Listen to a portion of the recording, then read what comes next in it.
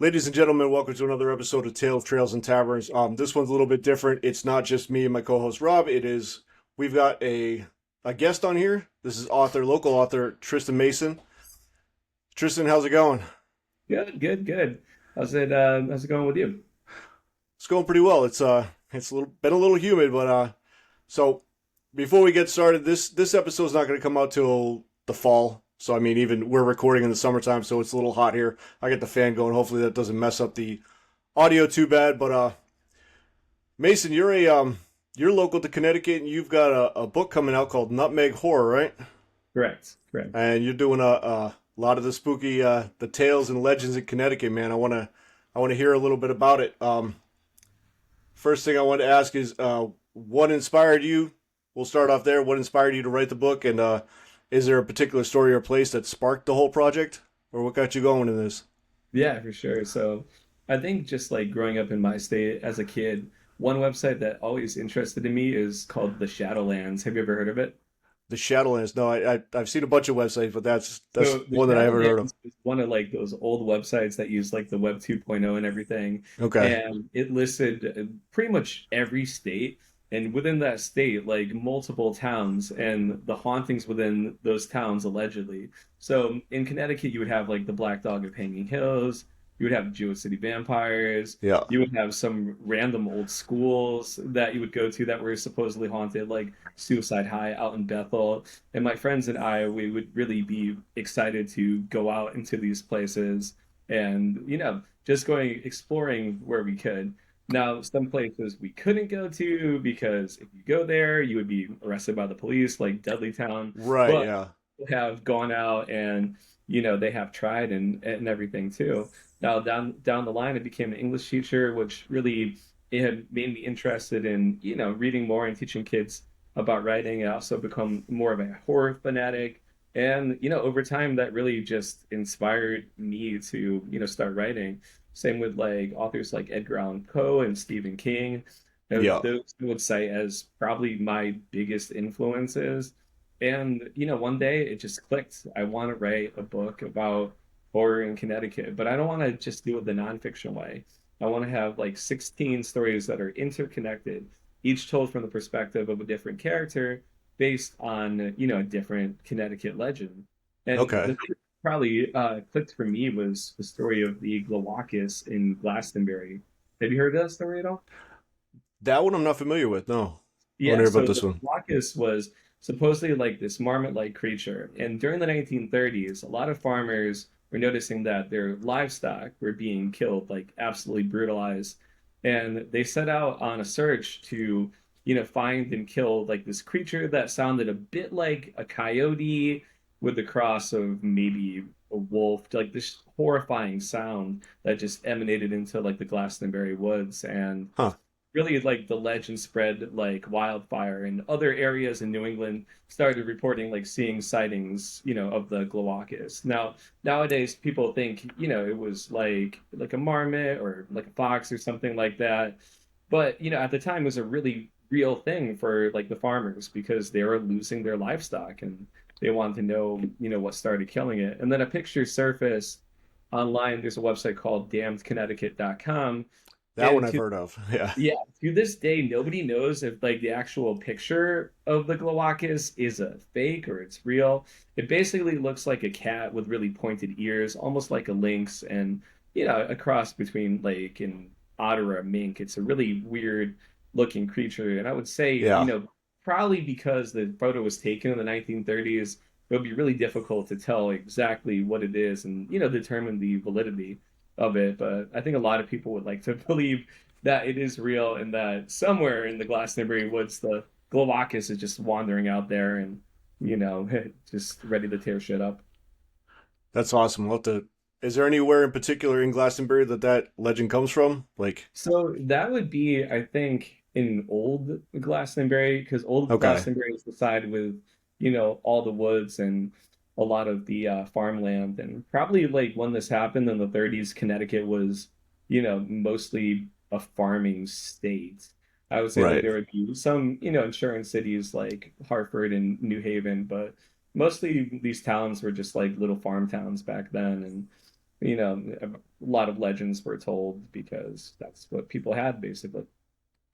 Yeah. Any do you think there's any chance that it was a Fisher cat making those noises that they were hearing?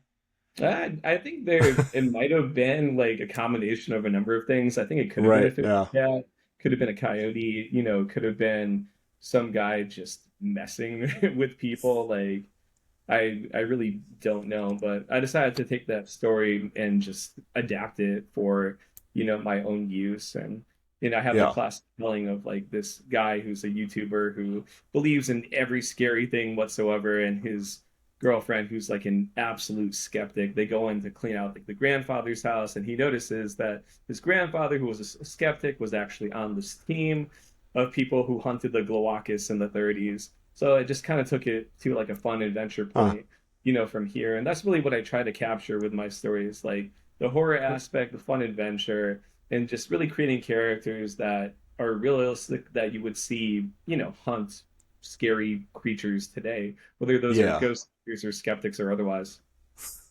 That's awesome. So like you said, how many stories again were in your book? I think you said 16, right? 16 altogether. I've had eight, written and published on various websites like Nightscribe and Creepypasta.com. Yeah.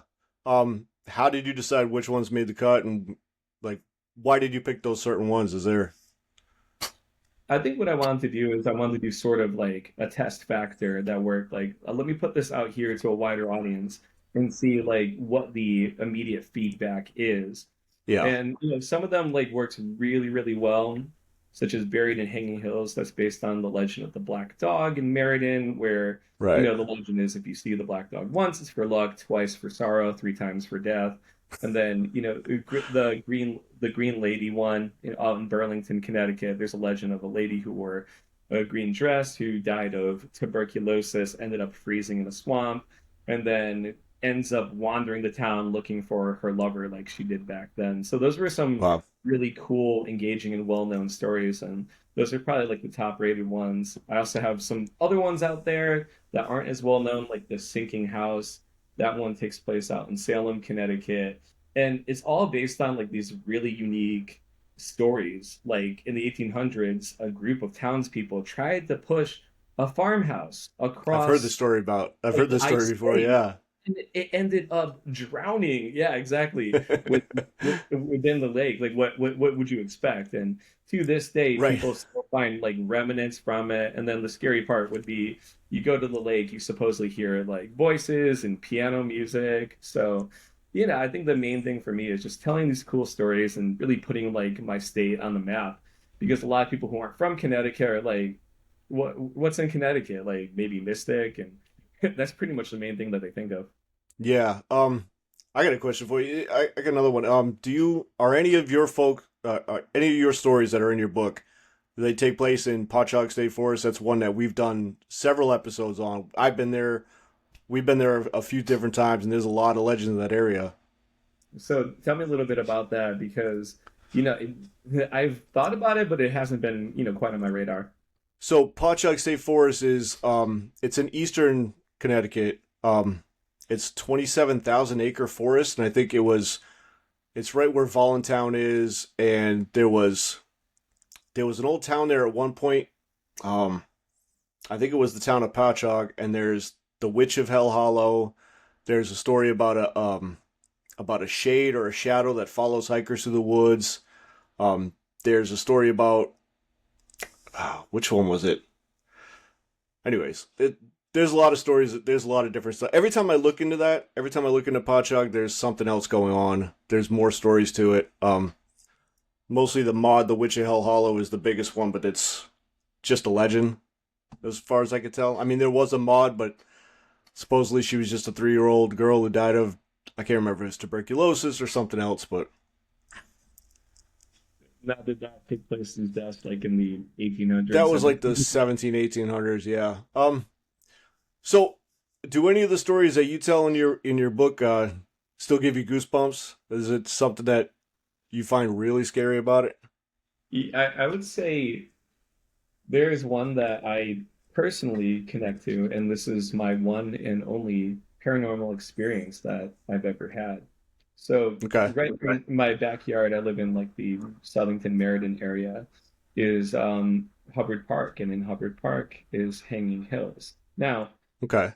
my wife and I had hiked up Hanging Hills about 10 years ago. We went down the road trail. We were a little bit tired. We thought, like, let's go down with the cars. Let's just be careful and go on the side of the road. And we actually saw a little black dog. And at first we thought, well, somebody's just like letting their dog loose. But the most peculiar thing that we saw about this particular dog was that it looked blurry. Now the conditions weren't like it was hazy outside, and there wasn't anything really obstructing our vision or obstructing our view. But we kind of just stood still and let the dog pass. And to this day, we still don't know what it is. So I think because we're both personally connected to that story, um, I think it still like haunts me to this day. But as far as like experiencing any luck, sorrow, or death, nothing really came that way. But no, Yeah. I mean, I just feel like really personally connected because we both saw something, we don't know what it is, and it took us a long time to be okay with the fact that there are some things out there that you just don't know what they are. Yeah. Yeah, definitely. Um, Yeah, I know. um, so are there in your book, are there any legends or places that you wanted to include but you couldn't, or have you gotten everything that you wanted to in there? I think there's a couple things that, and if I were to do it, it would have to be a whole novel. And I would just say like that comes like the whole legend of Dudleytown.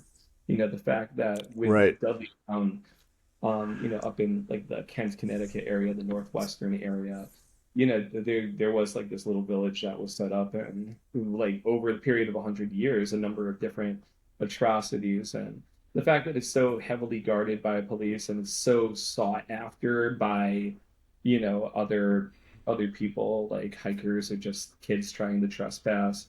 I think that would be really cool, but I think one of the things that I really try to do is pay respect when it comes to like historical accuracy and research, of the place too. Like Yeah. if I could go to the actual place, that would be cool. But with something like Dudleytown, you would either A have to get permission or B speak to somebody who had been there before and filmed in there. And there are a number of different people. And I think the other challenge would be, finding something new to do with Dudleytown because that story's been told, so many different times.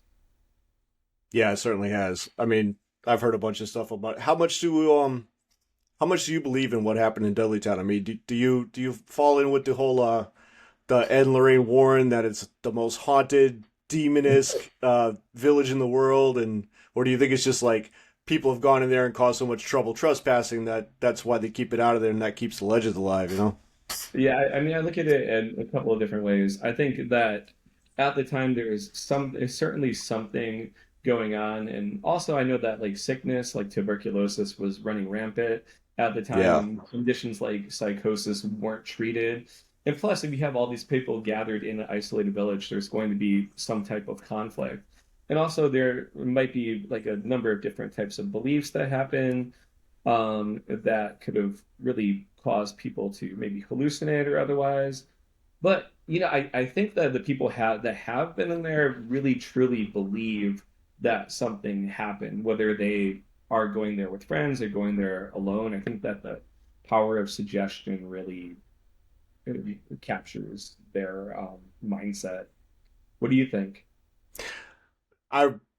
I really have no idea. I mean, I've been to some places that are definitely creepy, that definitely have a weird vibe to them, and then I've been to other places that are like I've done. We've me and Rob had done the Conjuring House, and that was definitely a creepy experience. It was definitely a place I wanted to go, and it's a bucket list thing. We didn't see there was no levitation, Yeah, there was a couple weird things. Like when I went in there was the kitchen in the back dining room area, and every time I went in there by myself, I got a really bad feeling back there. I didn't like being back there by myself. I just kept ended up going there because that's where the kitchen is, and if you want a drink or something like that, that's where you have to go. But we were there with a couple other podcasters. and then Scott from Beyond the Shadows, he said that he saw a figure in one of the back rooms where the owner was staying. This was last summer, right after the owner had fired everybody who worked there. You know, the Hawes, Satori Hawes and them, and some of the other people, they all worked there, and then they all got fired. We were there like right afterwards, so we didn't know any of that stuff was going on. We had no idea of the drama, and so the owner was there. She was the only one, and she was out walking her dog at the time. And Scott swore that he saw a shadow moving around in the room that she was supposed to be staying in, and so Did he who feel like, knows?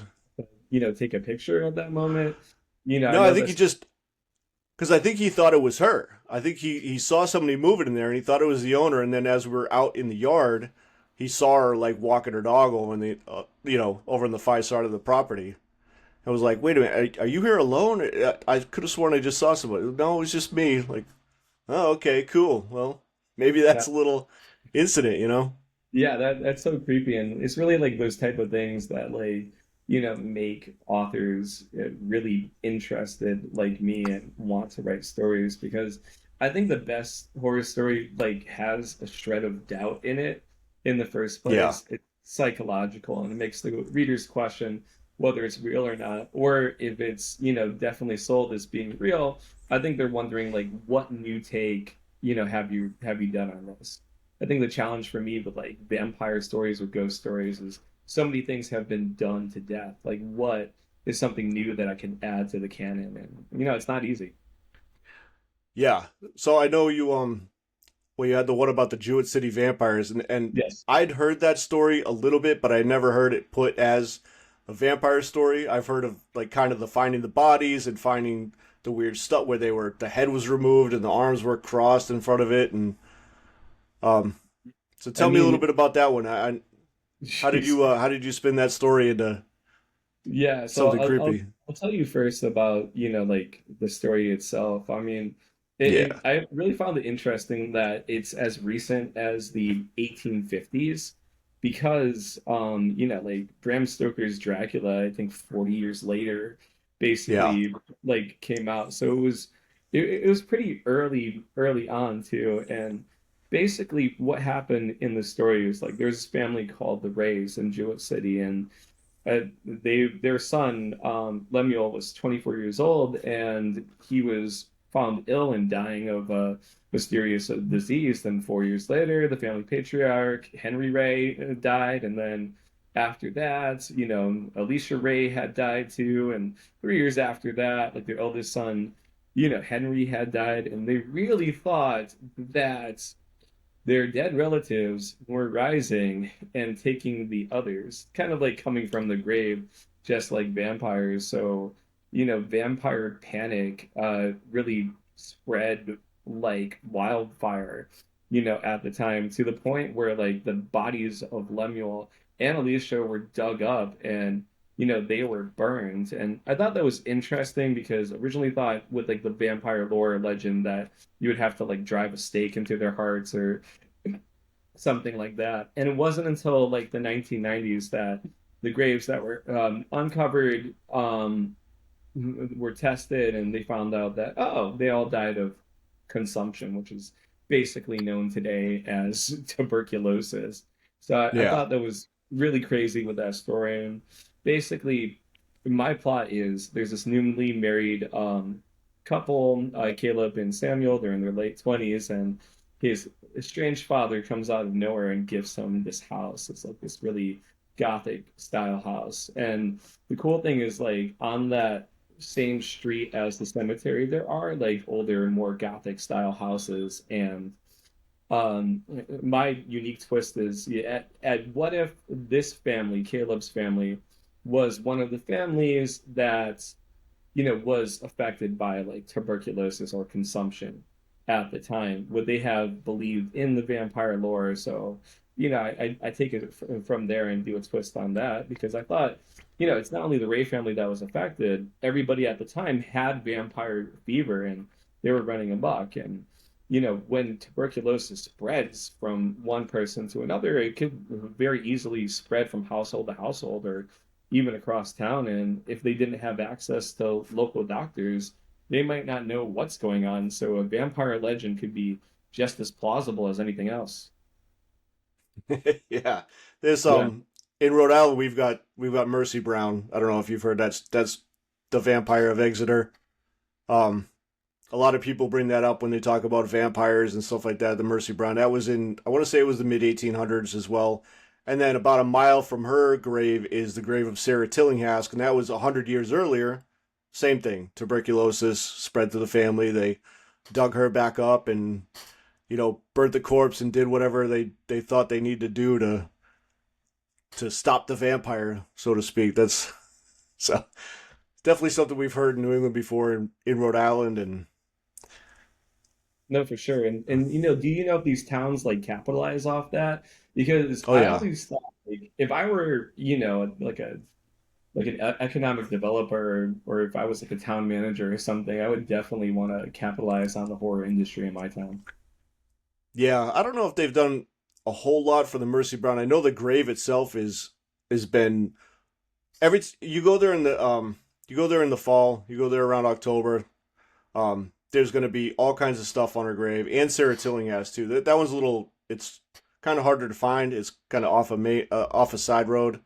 Um, but like the grave itself, it looks like it's had like a metal thing wrapped around it to keep it from being taken because I think Oh, it's disappeared a few times. Um, which is a shame. I don't think people should. I hate to see stuff desecrated like that. But no, I know it's pretty crazy like what people will do or what people like have to guard. It's the same thing with the oh young yeah, ladies area out in Burlington. I mean, it's now owned by I think the New Britain Parks and Rec Company or something like that, and it's to the point where you constantly have to guard it because like the graves are being like desecrated and then they're being restored and desecrated again, and it's basically like this endless cycle because people are curious but also people are jerks at the same time. yeah. I've seen that firsthand. Rob took me out to the pet cemetery in Fall River, and it's Oh, out that's in cool. the Freetown State Forest. And when I got there, I started noticing that the graves looked like they were empty, like they had been dug out. And the first one I saw was like, oh, this one must have got out, making a Stephen King reference and Pet Yeah. Cemetery reference. And he's like, yeah, no, most of them got dug up because of the Satanic Panic in the 70s and 80s. People were Oh, digging jeez. up pets and using them in rituals like to try to summon demons, and they ended up shutting it down in 1989 because everybody's pet was getting dug up. That's And crazy. Like it's just amazing, just like what the power of suggestion and manipulation will do to people. Like if you tell them seriously, these graves have vampires, or these pets are demonic, you got to go kill them. Like they're yeah, go ahead and do that shit. yeah, the whole family's dying, so let's dig up our loved ones and burn them all and put them in a stew and Well, drink it, and that's gonna help. Yeah. yeah, exactly. Um. So in Connecticut, do you find that different regions of the state have different flavors, so to speak, of spookiness? Is there different types of things like I'd say witches or Native American or devil or something like that? What do you think? Oh, yeah, no, definitely. And I think it's like spread all about. It's both random and purposeful, I would say. So, for example, out in like Milford, Connecticut, which is the eastern part of the state, you have this island called Charles Island, and what's really cool about it is you go to like this beach, Silver Sands, it's called, and during low tide you could actually walk to the island. But Right. apparently, a curse was laid upon it by Captain Kidd, yeah, the actual pirate Captain Kidd, and a Native American guy at the same time too. And people will go there and they will try to find the ghost of these figures, and try to find out what's happening with that too. And then it's just so funny how like legends take off, and they're told from there because there are other legends that indicate that people were buried on the island, including either other pirates or other Native Americans, and they rose from the dead like zombies. So just like, oh, so we have a pirate Native American cursed zombie island, and It's zombies. no wonder people will like want to come out there, and it's like random little tidbits like that that are cool. And then there are other ones in Connecticut where the legend is most definitely borrowed from another state, but it's just so cool. Like Right. in Mystic, there is the pig man, and during the 70s sometime, there were a couple of kids who noticed a man with a pig-like face drowning woman under the Basque Bridge, right near, the downtown of Mystic, where the Mystic Pizza and everything is. And, from there, you just so happen to hear the same type of stories up in Vermont, up in Maine, Rhode Island, and other parts of the United States, even as far as North Carolina. And I think that's really cool. So we both have like really cool like borrowed legends, I would say, and unique and out there ones like the pirate. Yeah. There's probably a lot of pirate ones out there. I know there's a few here, and I've I lived in North Carolina for 10 years. There's definitely pirate stories in North Carolina. Edward Teach and all that. Yeah, definitely. And it's just like when the pirate stories come back to become ghost stories, I almost Yeah. wonder like how has nobody made a movie out of this yet?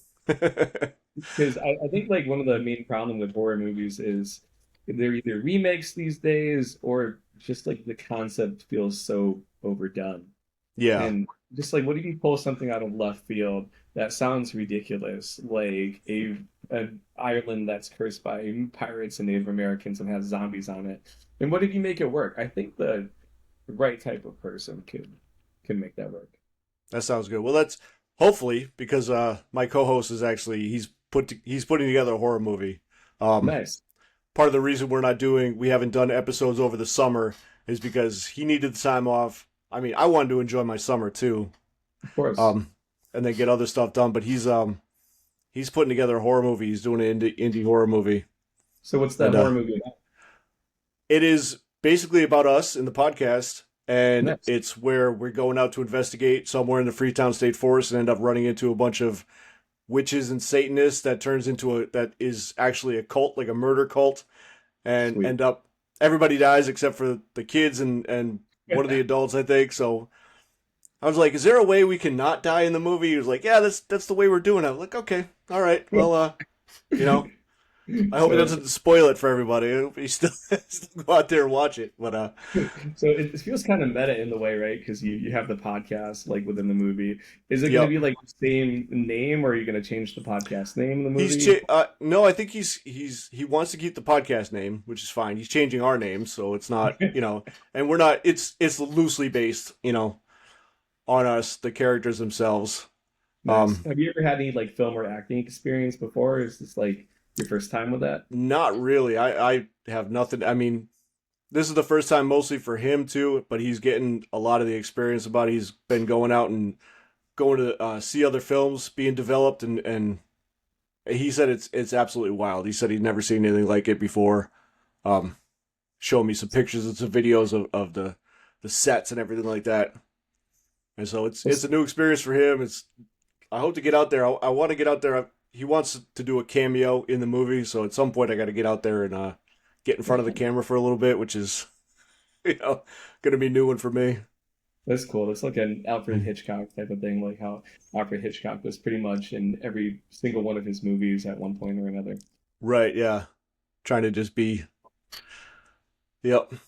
Is there like a big budget for that movie, or is it like, I think he had a certain amount for it, and then I think he's borrowing the rest of it. I mean, he's fully funding the entire project, wow, good for him? so he's it should be pretty good. I mean, it's low budget, but I think he was really inspired by the what is that one with Art the Clown? What's the name of that? Terrifier. He was really Uh, inspired by the first Terrifier's budget. He was like, if they could do it with that much, $50,000, he's like, I could totally do this. He's like, I could pull that out. yeah, So and it's crazy because like 45, 50,000, seems a lot to us, but in like terms of a regular movie, it's like a drop in a bucket. So if you can really right, be yeah, creative and pull something out with that, all the more power to you. yeah. I think he's got a good thing going with that. Um, For sure. so for all the stuff that you did, have you been to all the different places? Are these places that you can still go to that you're pulling these legends from? Have you been to a lot of these or So Is this the answer just is like both yes, no, and I used to. Yeah, I yeah, used to be like with Green Lady Cemetery. I was able to go to it, as a kid. Now that it's heavily guarded, no, right. not anymore. Yes, everybody could go to Hanging Hills in Meriden and try and find the creepy little black dog themselves. Hopefully they don't have an encounter like I had, or if they did, definitely tell us about it.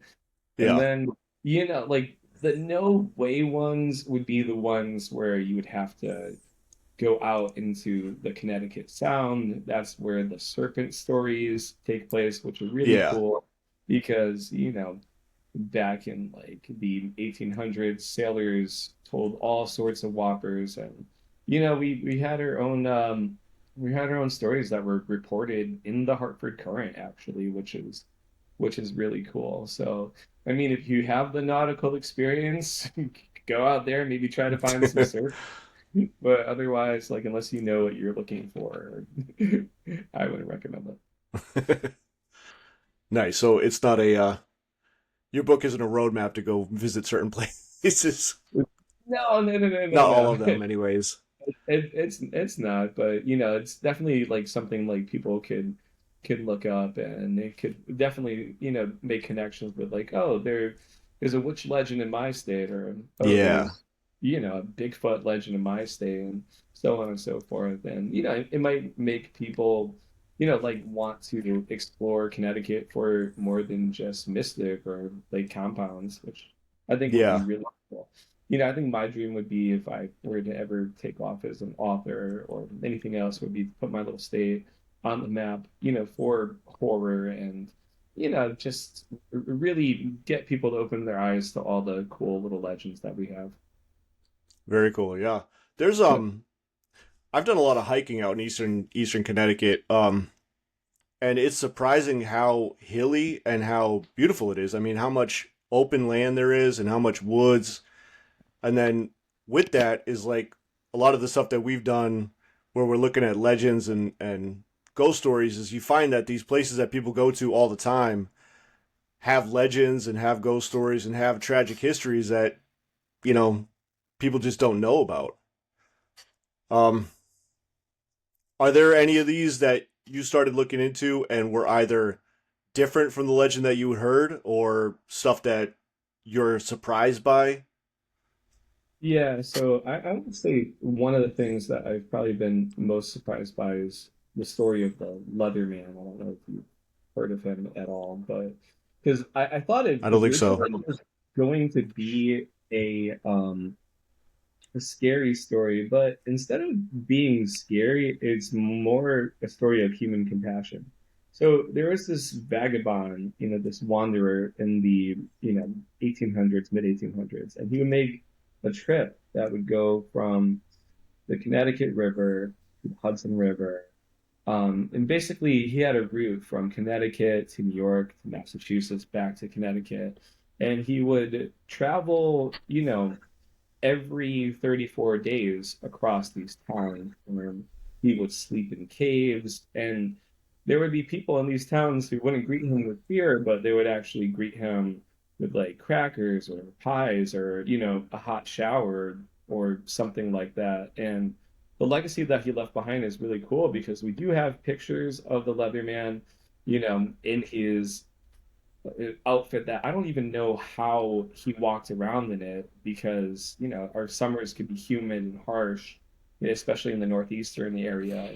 He must have been dying in that outfit. But I think it's really cool that today you could go and you could explore it, and you could find like the different caves of the Weatherman. And plenty of people have gone to like areas like Watertown and upstate New York, and they find those exact caves that he's lived in. And we still have some of the artifacts from the Leatherman as well. I actually have heard that story before. I didn't recognize it when you first said it, but I've heard that about the Leatherman. It's been a while. I think I heard it on the New England Legends podcast. I believe they did an episode on it. Yeah, no, it's really cool. And the But only like good part to it would be, some people claimed that on the trail to see like the shadow or a figure of a man wandering, but right. like he's not threatening by any means. It's just this figure that's continuing his ruse, 365-mile loop that, he did every 34 days. And, I thought the story was really like cool and inspiring, and even more cool, like how people treated him with compassion and didn't like run away from him. Yeah, it reminds me of there was a guy who lived in Fort Fisher, North Carolina. They called him the Fort Fisher Hermit, and he lived in a World War II bunker out by the beach, and he was out there for, I want to say, 20 or 30 years, and people used to flock out there to him. He had more visitors than any other place in the state of North Carolina for a while. Like, he drew more visitors there over the years, and people love to go out there and see him. Love to go out there and just listen to him talk and just have deep conversations with them. I think he had been a teacher, and then he just decided that he didn't want to do it anymore. He didn't want to live a normal life, so he just packed up his stuff and moved 300 miles to the coast and spent the rest of his days there. Um, and then I was out there a couple times. One of the most interesting things that I saw when I was out there is I was walking by the bunker, and there was an older couple standing out there, and the woman, I just happened to catch the woman say, "It doesn't smell like him anymore." Like, so this is a woman that knew him, that had known him in his lifetime, and kept coming back to this place to kind of just re-experience that. And it was weird. It was interesting, and it was heartbreaking all at the same time. But Yeah, I mean, it's one of like those local town figures that everybody, knows. I think every town has a story of like a town hooligan or a town drunk, or, you yeah, know, case of these stories, like, just like a town wanderer or vagabond that people just happen to love. And yeah, I think we as human beings crave like those oddities. I think, if a person is so unusual and so unique that they attract attention to themselves, like people are naturally drawn to them. yeah, yeah. That's very cool. Hmm. Um, I think you talked about your personal paranormal experience, so I'm not gonna. Yeah, yeah. Um, is there something? What's the most unexpected or bizarre thing you discovered while you were writing this? While you've been researching this? I think the most unexpected thing that I've discovered is that there's always more to be discovered. And easily, I could write like several volumes if I really wanted to. And there are some stories that I'm just discovering, in like very obscure areas of like the faceless people of, I think it was like Moodus, Connecticut, where it just happens to be this house and this family that spawned people that had no face for many years. And, it makes me wonder, like, how did a legend like that get started? Is there any like photographic evidence for these faceless people? And then there's like, oh, there's like a down road, the down road monster. You cross this road, and I think it's in Fairfield County, and then there's this monster like creature that could come out and attack you. And it's all these crazy and absurd legends. There's even like one about a robot. So I think there's just so much out there that I'm gonna have a lot of fun, discovering. And I think the sillier and the stranger it is, the better. And probably like I would want to be more inclined to write a story about that, because I think people would want to hear about like a faceless family or some random robot that's out in the woods. Yeah, that's definitely interesting. So before we started recording, we were talking about the melon heads, and I want to kind of come back to that a little bit, because that was a place. The Fairfield Hills State Hospital is a place that me and Rob went to and did a little bit of urban exploring in some of those buildings, and then later on, when I didn't do the research, he did the research for that one, and then he found the Melonhead story, and it was supposedly something that happened. It started at Fairfield and then went from there. I mean, so what did you find out about that as you were It's looking into it?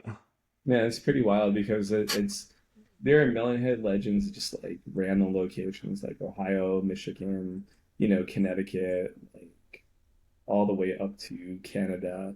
And basically they have the same story of these bulbous, melon-headed people that are subject to years and years of inbreeding, and they live in this colony out in the woods, and various stories differ as to, why they were there. Some people say like during the 1800s, these families were banned there.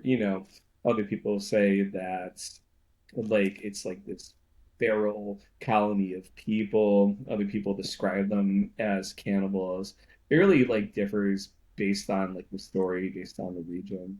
Um, but it probably the most reputable source I could find was that there was in Connecticut this asylum in like the 1960s in Fairfield where like the criminally insane had burnt it down, and there were a lot of the inmates who survived and they escaped to the woods, and people take that story and tell like what happened to them, just like the prisoners escaping from Alcatraz. And he came up with stories of like, well, they went to the woods, they started inbreeding, they had these children with hydrocephalus, and they became this cannibalistic colony too. So the legends always start with something real, and then they turn Yeah, into something wild.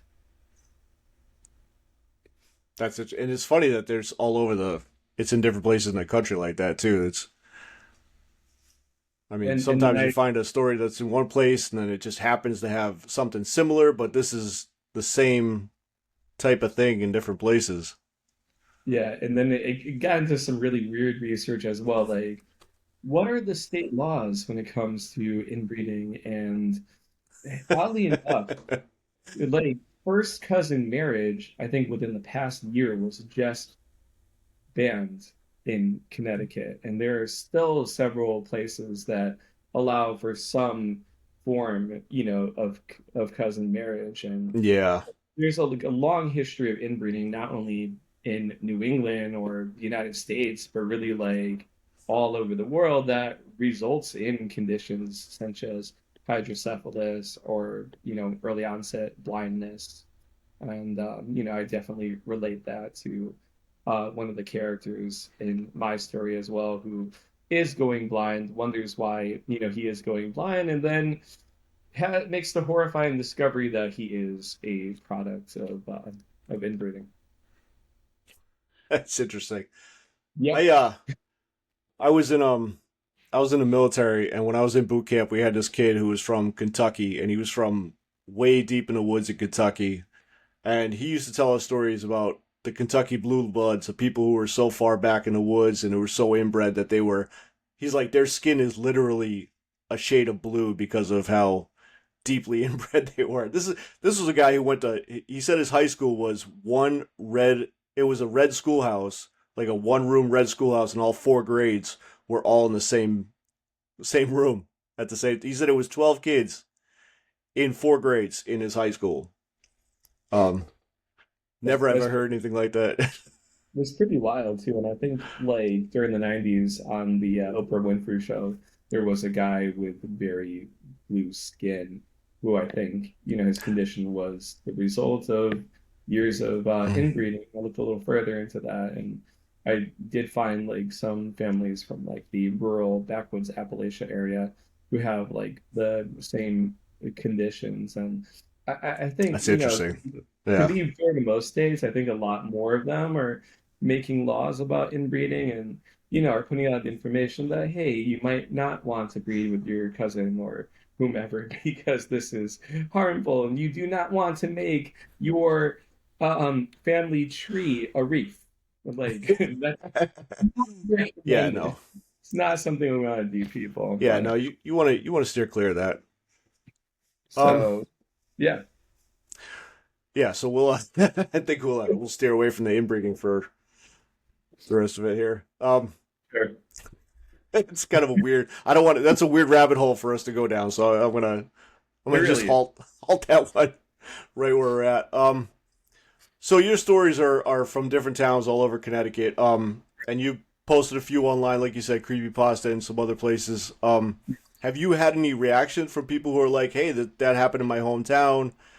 I'm from there," or Have you had a lot of stuff like that? Have you had any reactions from people? Yeah, actually, one of the cool things about publishing on Creepypasta or Nightscribe is there are these, YouTubers who are into like the scary story genre who will actually make adaptations. And, just to give a shout out to some of them, there's a guy named Mr. Creeps. He's probably the biggest one I've had with over 1 million subscribers. So he'll Wow. actually do a great narration of my story. Like, I was absolutely blown away that he chose to do four of my stories. I'm like, okay, that's cool. And like by and large, like the audience had like great reactions to this, and some people would say in the comment section, "Oh, that's my state." And I think another cool thing about getting my stories out to a wide audience is it's kind of like a test market for my stories and learning like what does work and what doesn't work. I read a story called The Winston Wild Man, which is about Connecticut's Bigfoot on like the northwestern corner. And I found like the Native American roots to it, and people thought that was really cool. But they all told me like, "Hey, this is a good story, but I really wanted more from like the middle of the story." And I really thought that you could have done more with the Native American in school, and this is like really, really good, but also underdeveloped. So I think that's really cool that you could get so many comments that are positive, but also as a writer, you want to be good at your craft. So you can take those comments back. You can, edit and revise them and then put them back out and just basically, see what works. And I think probably maybe about even as close to 5, 10 years ago, you might have not had that opportunity as an author. You would have had to put your book out and then, hear the criticism. And obviously, you hear some criticism of, oh, this is garbage or this sucks. But if it's like legitimate criticism of what works and what doesn't, like I'm gonna take that seriously because, when I want the final product to come out, I want to consider all sorts of perspectives. Yeah, I gotcha. Hmm. Um, so let me ask you this: Do you have a favorite creepy legend or ghost story from your book? Do you have one that really speaks to you? Yeah, yeah. I would say the Pigman one is just really fun because, I take the legend of the Pigman and I develop a cult behind it called the Miracle of the Swine. And they all believe that, we are God's swine and they wear like pig-like masks on their faces. And I thought that was really something that I could make a surprising, confusing, and just creepy story. I put it out around Halloween time, and I received really positive reaction for that. And it's also cool like hearing the different adaptations because there was one YouTuber who was of like Jamaican heritage and descent, and he actually made the cult leader Jamaican. And I thought, wow, he really took something from his background, he added it to my story, and he Yeah, kind of like did his own unique take on this. And I think that's something that is really cool to just see as an author. Like, what do the different narrators do with your stories? And I've had other narrators like Mr. Mr. Creepypasta and not Mr. Creepypasta, Creepy Ghost Stories basically take the story and add sound effects to it and different voices as well. So I've always found that quite intriguing. yeah, that's interesting. How long Hmm. have you uh how long have you been working on this book? About a couple years. Couple of years? Yep. Yeah. And probably really consistently like since last September. I think once I decided to put these stories out there on these different websites and, get the feedback from the general audience and, have a little, Facebook page for myself, that really motivated me as a writer. And I set deadlines and, it's been a really fun and invigorating process so far. That's awesome. Yeah. Um, do you have I got one last question here. Do you have any advice to somebody who wants to write a horror book or a horror novella or anything like a regional thing? Do you have Yeah. Give some advice for aspiring authors. I would say like look in your own backyard. Like there's so much out there. Like even if you think your state is small and your state like sucks or whatever, or other people have told you that, chances are, there are so many different legends, even like 5 miles from you that you might not know. And I would also say find, a different author or a different filmmaker who inspires you and, try to develop your own unique voice. And finally, I would say like take honest feedback and criticism from other people because it's a tough market to get into, and you have to be realistic. And I have to be realistic about the fact that even if I do publish this book, it might not be a success, but at the end of the day, I might still have a really cool book that's just sitting on my coffee table somewhere too. And also like be persistent, don't give up, and explore the other markets as well. So yeah, I think that's all the advice I have. Awesome.